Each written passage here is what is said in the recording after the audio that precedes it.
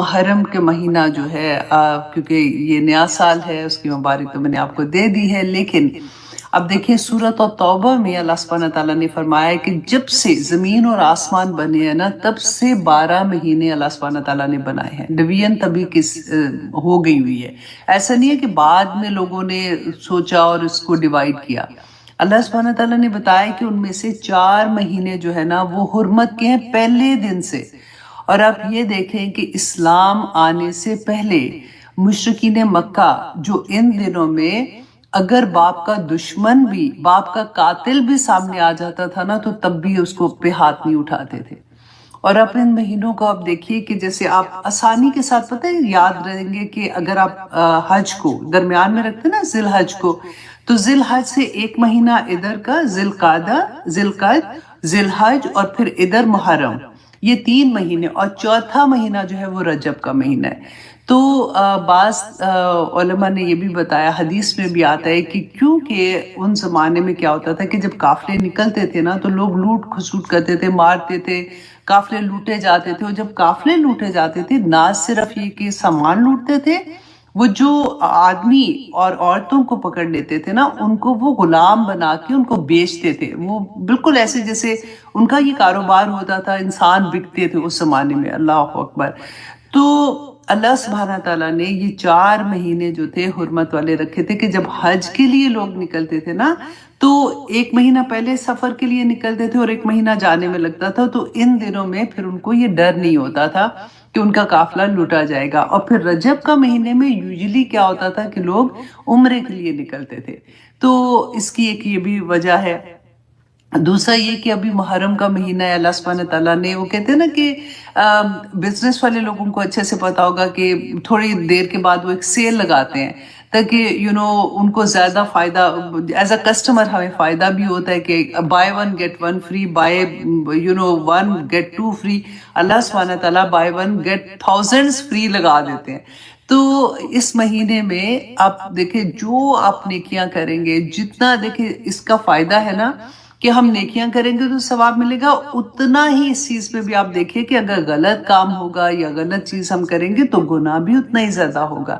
تو اس لیے پوری کوشش کرنی ہے کہ ہم اچھے کام کریں، ہم اللہ سبحانہ تعالیٰ کا ذکر زیادہ کریں، ہم نماز پڑھیں پورے ٹائم پہ، ہم نوافل ادا کریں، اور پھر 10 محرم کا روزہ جو ہے وہ نہ صرف یہ کہ مسلمان بلکہ اس سے پہلے لوگ بھی رکھا کرتے تھے نا، تو تبھی تو اس کے بارے میں یہ حدیث بھی ہے کہ رسول اللہ صلی اللہ علیہ وسلم نے جب وہ مدینہ میں تھے تو یہ فرمایا کہ جب ان کو صحابہ نے پوچھا کہ آپ کہتے ہیں کہ جو اہل کتاب ہیں ان کی ہم ان کی نقل نہ کریں یا ان کی مشابہت نہیں کرنے کا، تو اہل کتاب جو 10 محرم کا روزہ رکھتے ہیں تو پھر یہ کہیں مشابہت تو نہیں ہو جاتی؟ تو رسول اللہ صلی اللہ علیہ وسلم نے فرمایا تھا کہ جب ان کو یہ پتہ چلا کہ وہ کیوں رکھتے ہیں تو انہوں نے کہا کہ کیونکہ اس دن موسیٰ علیہ السلام نے ان کو فرعون سے آزادی دلوائی تھی، تو وہ آزادی کے تھینکس میں، خوشی میں روزہ رکھتے ہیں۔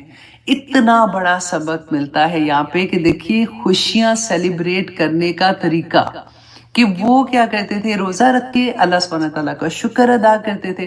تو رسول اللہ صلی اللہ علیہ وسلم نے فرمایا کہ موسیٰ جو ہے ان کا ہم پہ زیادہ حق ہے، موسیٰ تو ہمارے بھائی ہیں، تو اب ہم لوگ بھی 10 محرم کا روزہ رکھیں گے۔ اور اس کے ساتھ کیونکہ مشابہت کی بات تھی نا، تو اگر اللہ نے مجھے زندگی دی تو نیکسٹ ایئر ہم اس کے ساتھ ایک اور دن ملائیں گے، جیسے اگر 9-10 کا رکھ سکتے ہیں یا پھر 10-11 کا رکھ سکتے ہیں، یہ تینوں دن میں 10 کا تو رکھنا ہی ہے۔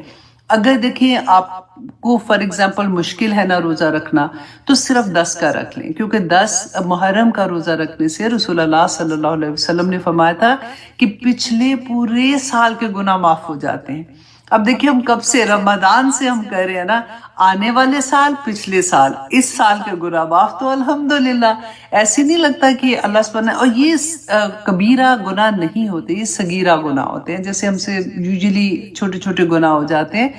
کبیرہ گناہ کی ڈیفرنٹ ڈیٹیل ہے، کیونکہ اس کے لیے باقاعدہ توبہ کرنی پڑتی ہے، پھر اس کے کہ یا پاک پروردگار اس کے بعد وہ عہد ہوتا ہے کہ میں دوبارہ سے ایسا گناہ نہیں کروں گی، اور اس پہ جمنا ہوتا ہے، تو وہ ایک علیحدہ بات ہے، لیکن سارے چھوٹے والے گناہ ہمارے معاف ہو جاتے ہیں۔ تو اس لیے 10 محرم کا ضرور رکھیے گا، اگر ہمت ہے تو پھر 9 کا رکھ لے ساتھ، یا پھر 11 کا رکھ لے، اور اگر پھر زیادہ ہمت ہے تو پھر تینوں دن کے رکھ لے، اور اگر اس سے بھی زیادہ ہمت ہے تو پھر پورے رکھ لے، پورے شروع سے ابھی سے رکھنا شروع کر دیں۔ ہمارے یہاں پہ 10 محرم جو ہے وہ آئی تھنک سیٹرڈے کو آ رہا ہے، تو you can do Friday Saturday, یا سیٹرڈے سنڈے کا روزہ بھی رکھ سکتے ہیں۔ تو اللہ سبحانہ تعالیٰ قبول و منظور کرے جی جو ہم کوششیں کر رہے ہوتے ہیں۔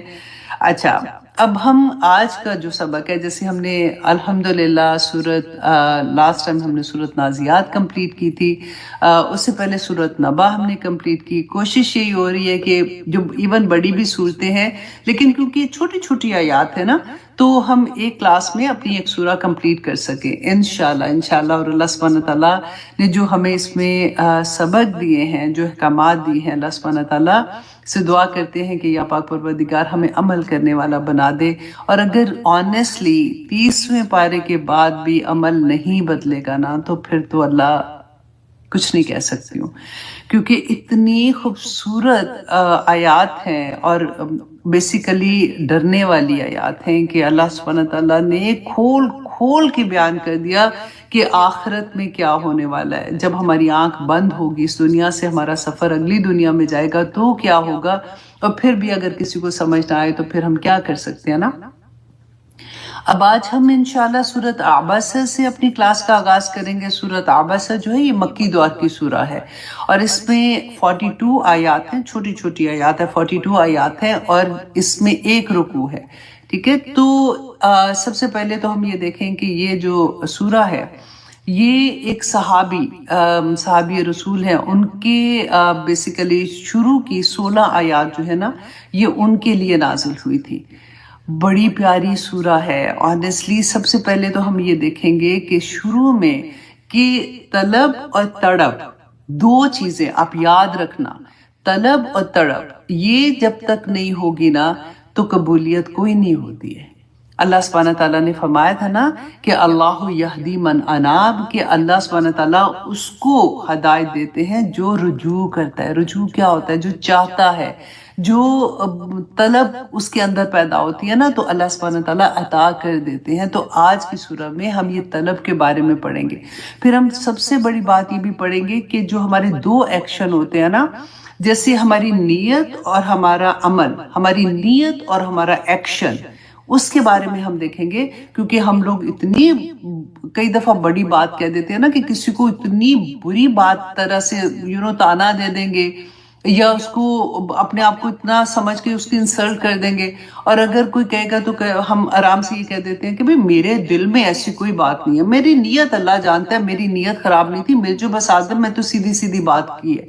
تو ایسا بھی نہیں کرنا چاہیے۔ اللہ سبحانہ تعالیٰ نے اس سورہ میں ہمیں یہ بھی بتایا کہ جب بھی آپ کا دل اگر نیک ہے نا، آپ کا دل ایسا ہے کہ آپ ایسے نہیں کرنے چاہتے، تو آپ کے ایکشن میں بھی وہی چیز ہونی چاہیے۔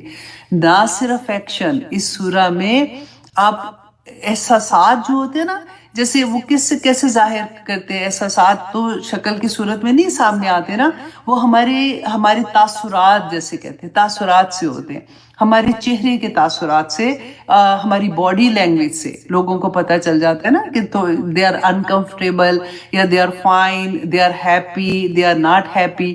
تو اس کے بارے میں ہم انشاءاللہ بہت پیاری پیاری آیات اللہ سبحانہ تعالیٰ نے جو بتائی ہیں ہم سبق سیکھیں گے۔ تو سب سے پہلے تو ہم دیکھتے ہیں کہ اعوذ باللہ من الشیطان الرجیم، بسم اللہ الرحمن الرحیم۔ عبس وتولی، کہ اس نے تیوڑی چڑھائی اور منہ پھیرا۔ تیوڑی چڑھائی، آپ دیکھیں تیوڑی کس کو کہتے ہیں؟ یہ جو جہاں پہ آئیبرو کے ایسے نہیں ہم ایسے کرتے، یہ والی جو یہ تیوڑی ہے۔ اب دیکھیں کوئی اور چیز نہیں، صرف یہ چھوٹا سا ایک ایکشن آپ سوچ لیں کہ ناگواری کا احساس جیسے ہوتا ہے نا وہ ہے، اور جیسے منہ پھیر لیا، جیسے جہاں بھی بات ہو رہی تھی ادھر ہی مصروف رہے۔ اب یہ واقعہ کیا تھا کہ صحابی رسول تھے ام مکتوم، تو ان کے بارے میں تھوڑا سا میں آپ کو پہلے بتا دوں، کیونکہ 16 آیات ان کے بارے میں اللہ سبحانہ تعالیٰ نے نازل کی ہیں، تو کیا چیز، مطلب کیا پرسنالٹی ہوں گے وہ۔ کہ یہ اندھے تھے. جب اسلام لے کے آئے تھے نا، سابقون اولون میں سے تھے، شروع کے لوگ جو اسلام لائے تھے، تبھی اسلام لے کے آئے تھے. یہ رسول اللہ صلی اللہ علیہ وسلم کی ان کے ساتھ رشتہ داری بھی تھی، کیونکہ حضرت خدیجہ رضی اللہ عنہ جو تھی انہا، ان کی یہ ماموزاد سم جگہ پہ آیا ہے کہ چچا زاد تھے، لیکن زیادہ تر میں یہ کہ یہ ماموزاد تھے. تو اس لیے رسول اللہ صلی اللہ علیہ وسلم کو بہت پیارے بھی تھے. تو یہ دیکھیں، اب یہاں پہ آپ نے غور کیا کرنا ہے کہ کون سے صحابی تھے؟ اندھے تھے، کہ اتنی بڑی بات کہ دیکھ نہیں سکتے تھے، اور ان کی طلب، ان کی تڑپ آپ کو نظر آئے گی کہ کس طرح سے جب اسلام قبول کیا، کیونکہ سابقون اولون میں سے تھے. مکہ میں آپ کو پتہ ہے نا، جب لوگ اسلام قبول کرتے تھے تو کیسا ظلم ہوتا تھا، اس کے باوجود جمے رہے. اور یہ وہ صحابی تھے جب انہوں نے رسول اللہ صلی اللہ علیہ وسلم نے عقبہ ثانی جو تھا نا، عقبہ ثانی میں دو صحابہ کو، جن میں مصعب بن عمیر اور یہ ام مکتوم جو تھے، ان کو مدینہ میں بھیجا تھا تعلیم دینے کے لیے، قرآن سکھانے کے لیے، اللہ سبحانہ تعالیٰ کے احکامات جتنے آ چکے تھے وہ بتانے کے لیے. کین یو امیجن کہ ہی واز نبینا، اور رسول اللہ صلی اللہ علیہ وسلم نے ان کو بھیجا تھا. اور اسی وجہ سے جب رسول اللہ صلی اللہ علیہ وسلم گئے تھے نا مدینہ میں، تو اتنے لوگ جو اسلام لائے تھے وہ ان کی تعلیمات کی وجہ سے تھا. ان کا اتنا بڑا کام تھا. پھر مدینہ میں یہ فجر کی اذان بھی دیتے تھے. جیسے حضرت بلال جو تھے رمضان کے مہینے میں، وہ کیا سحری کے ٹائم پہ اذان دیتے تھے، اور یہ حضرت عائشہ رضی اللہ عنہا کہتی ہیں کہ یہ پھر فجر میں اذان دیا کرتے تھے. حضرت انس فرماتے ہیں کہ رسول اللہ صلی اللہ علیہ وسلم جب غزوات میں جاتے تھے نا، تو 2 مرتبہ ایسا ہوا تھا کہ ان کو پیچھے اپنا جانشین مقرر کر کے گئے تھے. اللہ اکبر. یہی وہی صحابی ہیں کہ جنہوں نے رسول اللہ صلی اللہ علیہ وسلم سے پوچھا تھا، کیونکہ دیکھ نہیں سکتے تھے کہ کبھی ایسا ہوتا ہے کہ مشکل ہو جاتی ہے، تو انہوں نے کہا کہ کیا میں گھر میں، کبھی ایسا ہو تو میں گھر میں نماز پڑھ سکتا ہوں؟ تو رسول اللہ صلی اللہ علیہ وسلم نے فرمایا کہ ہاں پڑھ سکتے ہو، کیونکہ ان کو پتا تھا یہ نبینا ہے. اب غور سے سنیے گا، اللہ کرے کہ ہمارے گھر کے مرد یہ اتنی سی بات سن لے کہ یہ نبینا صحابی ہیں. وہ رسول اللہ صلی اللہ علیہ وسلم سے پوچھ رہے ہیں کہ کیا میں گھر میں نماز پڑھ سکتا ہوں؟ رسول اللہ نے فرمایا کہ ہاں. لیکن جیسے ہی وہ جانے لگے تو رسول اللہ صلی اللہ علیہ وسلم نے واپس ان کو آواز دی اور پوچھا کہ کیا تمہارے گھر میں آواز آتی ہے اذان کی؟ مطلب اتنی دور تو نہیں ہوگا نا کہ اذان کی آواز نہیں آتی ہوگی. تو انہوں نے کہا کہ اللہ اکبر، اللہ اکبر. اللہ سبحانہ تعالیٰ ہمیں توفیق عطا کرے کہ ہم دین کی اصل کو سمجھ سکیں. اچھا، اس کے بعد یہ تھا کہ میں نے جیسے آپ کو بتایا کہ یہ رسول اللہ جب غزوات میں جاتے تھے تو ان کو اپنا جانشین مقرر کر کے بھی گئے. اور جنگ جب ہوتی تھی تو بعض دفعہ یہ پیچھے چھوڑ کے جاتے تھے، لیکن ان کو بہت شوق تھا کہ کسی طرح سے یہ رسول اللہ کے ساتھ جائیں. تو جنگ قادسیہ میں کہتے ہیں حضرت عمر کے دور میں نا 14 ہجری کو آئی تھنک جنگ قادسیہ ہوئی تھی. تو اس میں یہ اتنی بڑی جنگ تھی کہ اس وقت کے سپر پاور کے ساتھ جنگ تھی. ایران میں قیصر اس وقت کا وہ تھا، بادشاہ تھا، تو ان کے ساتھ جنگ تھی. تو جب قافلہ اتنا بڑا گیا ہے سپر پاور کے ساتھ جنگ کرنے کے لیے، تو کہتے ہیں کہ یہ پوری ذرا پہن کے آگے، اور آ کے انہوں نے کہا کہ مجھے بھی پلیز آپ ساتھ بھیجیں، کیونکہ مجھے پتا ہے میں جنگ میں تو حصہ نہیں لے سکتا ہوں، لیکن میں جھنڈا پکڑ لوں گا. اور کیونکہ میں دیکھ نہیں سکتا ہوں تو مجھے تھوڑی پتا چلے گا کہ کون جیت رہا ہے یا کون بھاگ رہا ہے یا کیا کر رہا ہے. میں جھنڈا پکڑ کے کھڑا رہوں گا جب تک میری زندگی ہوگی. میں اس جھنڈے کو سرنگو نہیں ہونے دوں گا، جھکنے نہیں دوں گا. تو جنگ قادسیہ میں ان کو جھنڈا پکڑایا گیا تھا. کہتے اتنی زبردست جنگ تھی 3 دن میں، اور اتنے صحابہ شہید ہوئے تھے. 3 دن کے بعد پھر پاسا پلٹا، پھر اس کے بعد ان کو فتح ہوئی مسلمانوں کو. بہت مشکل جنگ تھی، اور اسی جنگ میں یہ شہید ہوئے تھے. اور کہتے ہیں جب ان کو دیکھا کہ یہ شہید ہیں تو لیکن جھنڈا اسی طرح سے انہوں نے پکڑا ہوا تھا کہ اس کو گرنے نہیں دیا. اللہ اکبر. تو ان کے بارے میں اب بات آ رہی ہے کہ رسول اللہ صلی اللہ علیہ وسلم بیٹھے ہوئے تھے مکہ میں، اور ان کے پاس نا بڑے بڑے جو سردار تھے مکہ کے، جس میں عتبہ، شیبہ، ولید بن مغیرہ اور ابو جہل تھے. یہ یوزلی تو نہیں آتے تھے رسول اللہ صلی اللہ علیہ وسلم کے پاس، لیکن رسول اللہ کی چاہت اتنی تھی کہ کسی طرح سے یہ لوگ اسلام قبول قبول کر لیں، کیونکہ وہ قبائلی سسٹم تھا نا، ہم نے پڑھا کتنی دفعہ، اگر قبیلے کا سردار اب کوئی بھی ریلیجن لے لیتا یا کچھ بھی فیصلہ کرتا تو پورا قبیلہ اس کے پیچھے اسی طرح سے ہو جاتا تھا. تو رسول اللہ کو یہ ایک خواہش تھی، اور اب رسول اللہ نے میسج بھیجا ان کو، یا جس طرح بھی ہے وہ رسول اللہ کے پاس آئے یہ پیغام سننے کے لیے.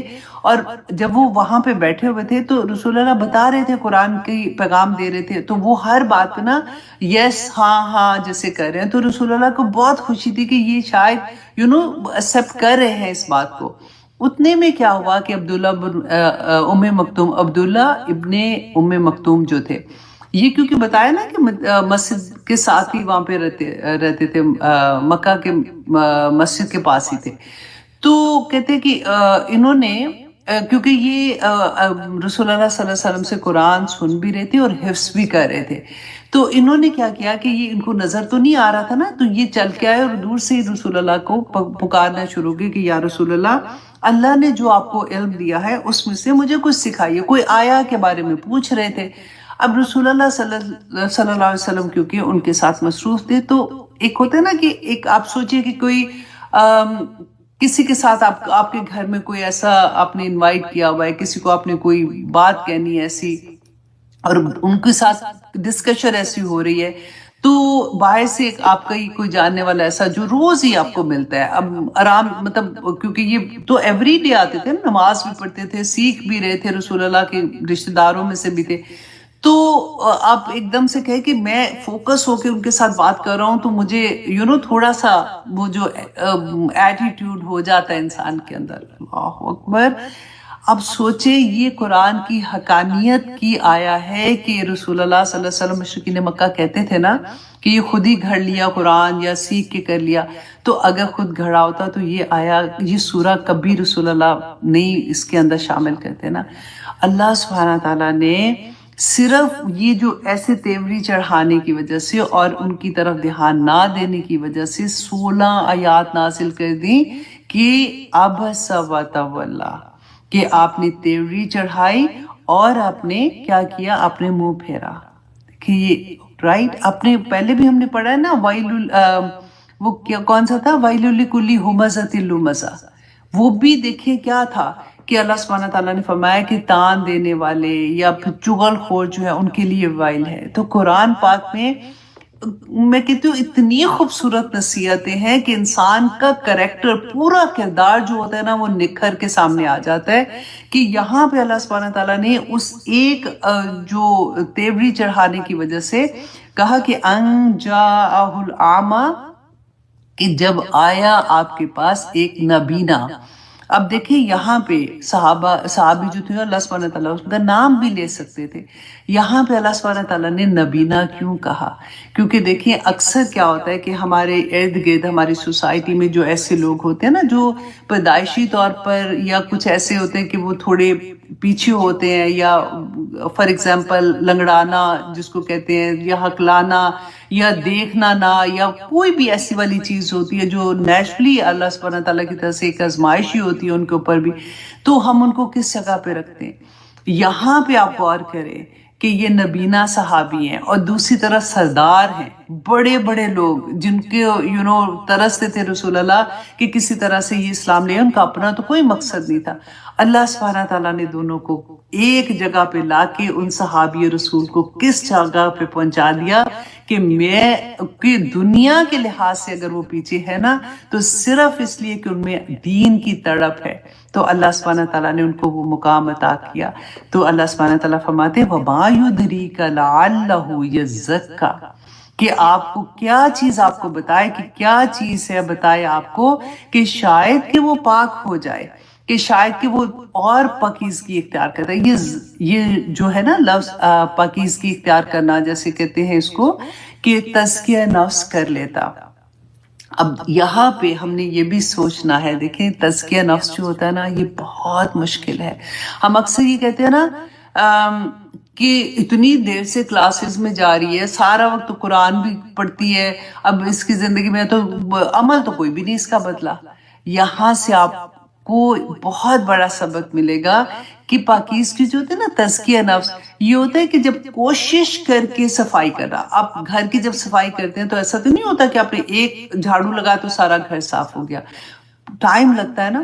اسی طرح سے نفس کی برائیوں کو نکالنے کے لیے، کیونکہ انسان جب پیدا ہوتا ہے تو شیطان تو ساتھ ہی پیدا ہوتا ہے نا، تو انسان، میں اور آپ دیکھیں جب ہماری زندگیوں میں قرآن کھلتا ہے تو ایسا نہیں ہوتا کہ پہلے دن سے ہی ہم اس لیول پہ آ جائیں کہ چلو جی اب تو ہمیں یہ بھی آ گیا، وہ بھی کر لیا، ہماری عبادت بھی ایسی ہوگی تو خشوع بھی آ گیا، تو رونا دھونا بھی شروع ہو گیا راتوں میں اٹھ کے. ایسا نہیں ہوتا، ٹائم لگتا ہے. لوگ جج کرنا شروع ہو جاتے ہیں کیونکہ ان کو یہ لگتا ہے کہ جی اس نے تو حجاب لے لیا ہے، اب یہ دیکھو نا ابھی بھی یہ ایسے کر رہی ہے. ٹائم نہیں دیتے لوگ. اور اس میں یہی بات اللہ سبحانہ تعالیٰ نے جو فرمائی ہے کہ شاید کہ وہ پاک ہو، مور پاک ہو جاتا، مطلب پاکیزگی اختیار کرتا، اس کا نفس اور پاک ہو جاتا. او یذکر فتنفعہ الذکریٰ، یا پھر وہ نصیحت پکڑتا تو فائدہ دیتی اس کو نصیحت. کہ دیکھیے ایسا نہیں ہے، دیکھیے قرآن کلاس میں آج آپ لوگ بیٹھے ہوئے ہو، میں کہیں نہ کہیں سے پڑھتی ہوں اور پڑھاتی بھی ہوں، سارا کچھ کرتی ہوں. وین ایور ہم قرآن سے جڑتے ہیں کسی بھی لیول میں تو کوئی نہ کوئی یاد دہانی ہمیں رہتی ہے. ہمارے پاس کوئی نہ کوئی ایک چیز آ جاتی ہے جو ایک برائی کو نکالنے کا ذریعہ بنتی ہے. ایسا نہیں ہوتا کہ 100% ہمارے اندر سے صفائی ہو جائے، لیکن وہ صفائی کا عمل شروع ہو جاتا ہے. اللہ سبحانہ تعالیٰ نے پورا، میں ہمیشہ جو بات کہتی ہوں نا، رزلٹ نہیں دیکھنا کہ میرا بندہ 100% پیور ہوا تھا کہ نہیں. اللہ سبحانہ تعالیٰ نے ہماری پاکیزگی کا کوشش دیکھنی ہے. اللہ سبحانہ تعالیٰ نے یہ دیکھنا ہے کہ میرے بندے نے کتنی محنت کی تھی اور وہ کیا کرنا چاہ رہا تھا. دیکھیں نیت ہے، رائٹ، اور پھر عمل میں کس طرح سے اس نے اس کو ڈھالا تھا. اور کوشش کرنے کے لیے کتنی دفعہ میں یہ بات کہتی ہوں، لوگ بڑی آسانی سے کہہ دیتے ہیں، لوگ قرآن کلاسز میں جاتی ہو، ادھر بیٹھی ہوئی تھی، ادھر یہ کر رہی تھی. میں کہتی ہوں کہ بیٹھی، اللہ کا لاکھ لاکھ احسان ہے کہ اللہ نے یہ موقع دیا ہے کہ وہ قرآن سے جڑنے کا، اور پھر آہستہ آہستہ انشاءاللہ وہ اس لیول پہ آ جائیں گے کہ ان کے اندر سے ہر برائی نکل جائے گی. اور پھر اللہ سبحانہ تعالیٰ فرماتے ہیں اما من استغنا، اے نبی کہ رہا وہ جو بے پرواہی کرتا ہے. استغنا مطلب جو تکبر کرتا ہے، اپنے آپ کو بڑا سمجھتا ہے.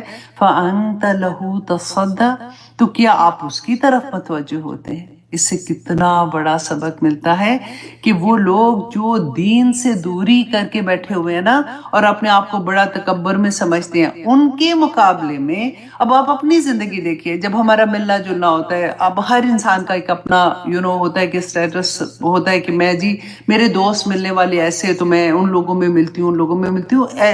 بالکل یہ لوگ تو جن کو ہم ذرا ایسا سمجھتے ہیں، چلے ہم اگزامپل سب سے نیچے جاتے ہیں، ہمارے کام والی ہیں. ہم کبھی ایسا ہوتا ہے کہ اکٹھے بیٹھ کے کھانا کھا سکیں یا اپنی جگہ پہ ان کو ساتھ لے کے جا سکیں. اللہ اکبر، یہ بات تو وہ ہوتا ہے نا کہ ممکن ہی نہیں ہوتی ہے، کہ یہ کیسے ہو سکتا ہے، یہ تو ہم کر ہی نہیں سکتے. چلے وہ ان کو چھوڑ دیں. ذرا سوسائٹی میں تھوڑے غریب رشتہ دار، جب ہمارے گھر میں شادیاں ہوتی ہیں، اس وقت آپ دیکھیں، جب یہ کمپیریزن اس وقت آپ کو بہت زیادہ نظر آئے گا کہ کیسے ہم ان کو کیسے ٹریٹ کرتے ہیں. ہم جب ہمارے گھر میں آتے ہیں، اور یہاں پہ ہم یہ دیکھیں کہ جو اللہ والا ہے نا، جس کو ہمیں، اب دیکھیں دلوں کے حال ہم نہیں جانتے، وہ اللہ سبحانہ تعالیٰ جانتے ہیں. لیکن اللہ سبحانہ تعالیٰ جو یہ فرماتے ہیں نا کہ میرے ولی سے دشمنی نہ کرنا، میں اللہ سبحانہ تعالیٰ آسمان دنیا سے آ جاتے ہیں اس کے بدلے لینے کے لیے. وہ کچھ نہیں کہے گا، وہ میں بھی بات بھی نہیں ایسے کر سکے. لیکن جو اللہ سبحانہ تعالیٰ سے خشیت رکھنے والے، ڈرنے والے ہیں، جو اللہ کی راہ میں چلنے کی کوششیں کرنے والے لوگ ہیں نا، اللہ سبحانہ تعالیٰ ان کو کبھی اکیلا نہیں چھوڑتا. اللہ سبحانہ تعالیٰ ان کو ہمیشہ تھامے رکھتا ہے. انت ولی فی الدنیا والآخرہ.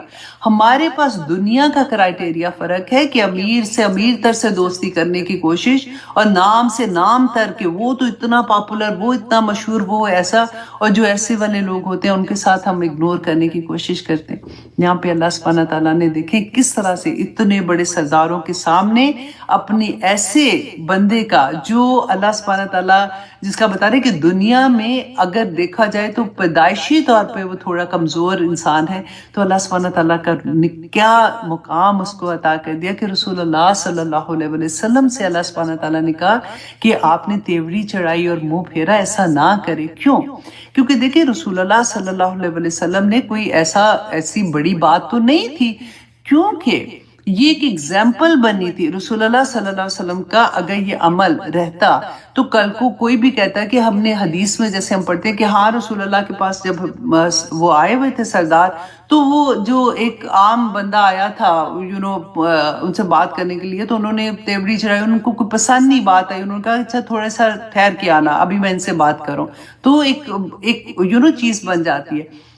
رسول اللہ صلی اللہ علیہ وسلم کی زندگی تو رہتی دنیا تک ایگزامپل بنی تھی نا، تو اللہ سبحانہ تعالیٰ نے مجھے اور آپ کو اس میں اتنا بڑا سبق دیا ہے۔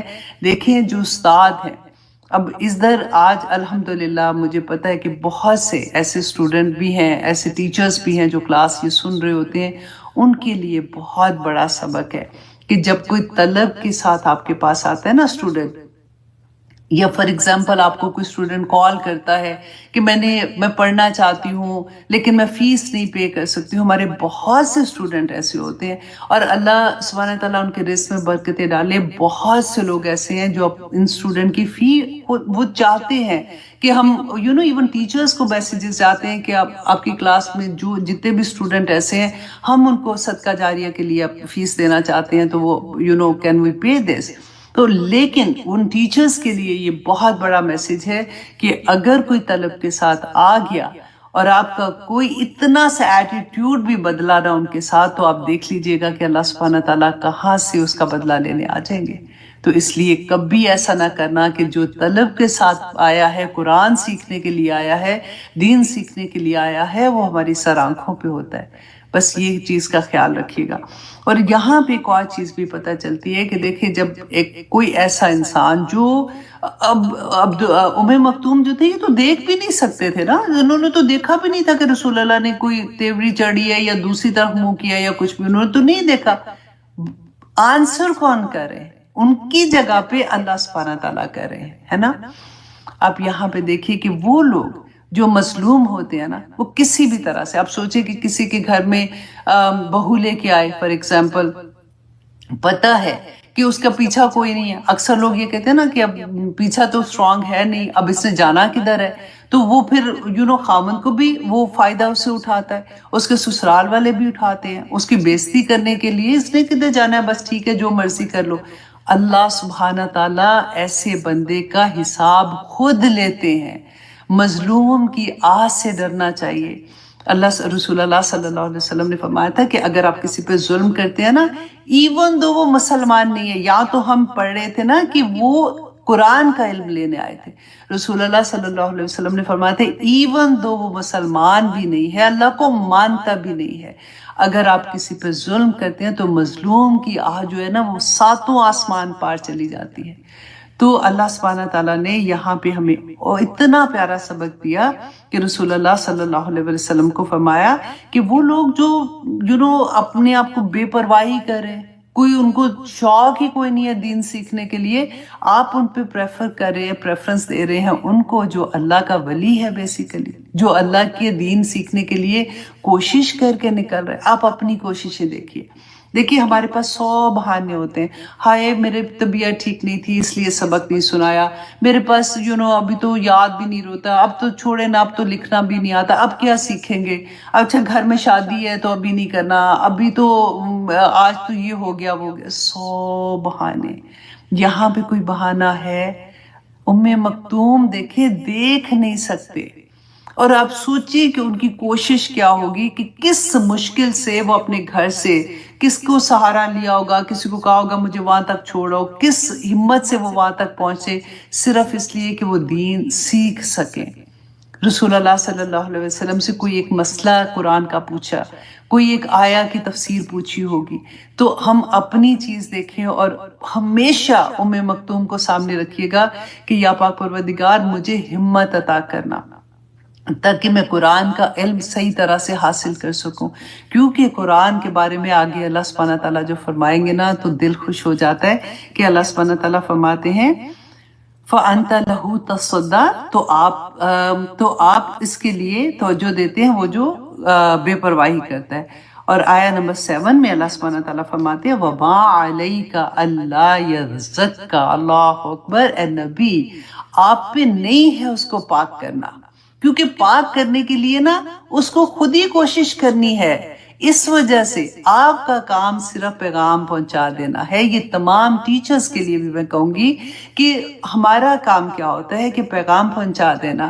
اب اس کو جج نہیں کرنا کہ میں نے کہا تھا اس نے تو سنا ہی نہیں، اس کو کیا فائدہ، ہر دفعہ اس کو بتاتی ہوں پھر ایسے کر رہی ہے۔ ہمارا کام، ہر استاد کا کام، اور رسول اللہ صلی اللہ علیہ وسلم کا بھی یہ کام تھا کہ اللہ کے پیغام کو پہنچا دینا۔ اب جس تک یہ پیغام پہنچا ہے نا اس کی یہاں کی پاکیزگی اس کو خود کرنی ہوگی، اس کو خود محنت سے قدم بقدم۔ اللہ سبحانہ تعالیٰ فرماتے ہیں نا، رسول اللہ نے کیا کہا تھا، فرمایا تھا کہ اللہ سبحانہ تعالیٰ کہتے ہیں میرا بندہ ایک قدم آتا ہے نا تو میں 10 قدم آگے آتا ہوں، وہ چل کے آتا ہے میں بھاگ کے آتا ہوں، وہ بھاگ کے آتا ہے میں اس کو تھام لیتا ہوں۔ تو ایک دفعہ اس کے راستے میں چلنے کی نیت کے ساتھ، طلب کے ساتھ کوشش کرے نا، اللہ سبحانہ تعالیٰ خود سے سنبھال لیں گے۔ پھر اللہ سبحانہ تعالیٰ فرماتے ہیں وَأَمَّا، اور رہا من جَاءَكَ يَسْعَىٰ، کہ وہ رہا جو آپ کے پاس کوشش کر کے آیا تھا۔ کس کو کہہ رہے ہیں؟ ام مکتوم کو نا، کہ وہ اتنی محنت کے ساتھ کوشش کر کے پہنچا ہے۔ وَهُوَ يَخْشَىٰ، اور نہ صرف اس نے 2 چیزیں ہیں دیکھیں، ایک کوشش اور دوسرا یکشا، اور اس نے اس طرح سے پہنچا کہ وہ ڈر بھی رہا تھا، ڈرتا ہوا پہنچا۔ ڈر کس چیز کا تھا؟ سوچے ذرا، ڈر کس چیز کا تھا؟ ہمیں کس چیز سے، یہ خوف الہی جس کو کہتے ہیں نا، اس کے بارے میں بھی اللہ اکبر اتنی پیاری احادیث ہیں کہ رسول اللہ صلی اللہ علیہ وسلم نے فرمایا تھا کہ خوف الہی سے جس کا ایک آنسو بھی آنکھ سے نکلتا ہے نا وہ زمین پہ بھی نہیں گرتا کہ فرشتے اس کو تھام لیتے ہیں۔ اور جس آنکھ سے اللہ کے ڈر سے، خشیت الہی سے آنسو نکلتے ہیں نا، وہ آنکھ، وہ چہرہ جو ہے نا، اللہ سبحانہ تعالیٰ اس کو آگ بھی نہیں چھوئیں گے، اللہ سبحانہ تعالیٰ نہیں ایسے کریں گے اس کے ساتھ۔